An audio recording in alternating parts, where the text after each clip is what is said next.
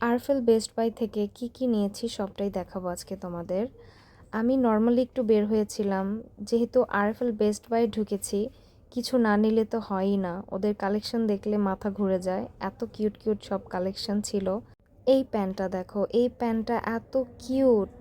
এটার প্রাইসটাও খুব রিজনেবল ছিল, মাত্র 185 টাকা ছিল। তারপর নিয়েছি একটি কিউট দেখতে মাগ কিংবা কাপ বলতে পারো। এটাতে আমি ডিটক্স ওয়াটার খাবো এবং পাশাপাশি চা কফিও খেতে পারি।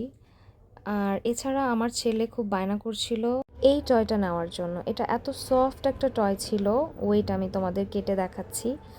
এটা আমাদের থাকে না কিছু কিছু স্ট্রেস বল আমরা ইউজ করি, ঠিক তেমন স্ট্রেস বলের মতো।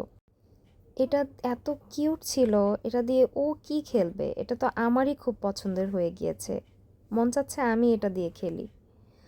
তারপর ছিল একটি গুড আফটারনুন কাপ, বিকেলে চা কফি খাওয়ার জন্য এটা বেস্ট একটা অপশন হবে।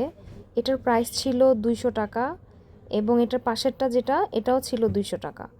এটা খুবই রিজনেবল একটা শপিং হল ছিল।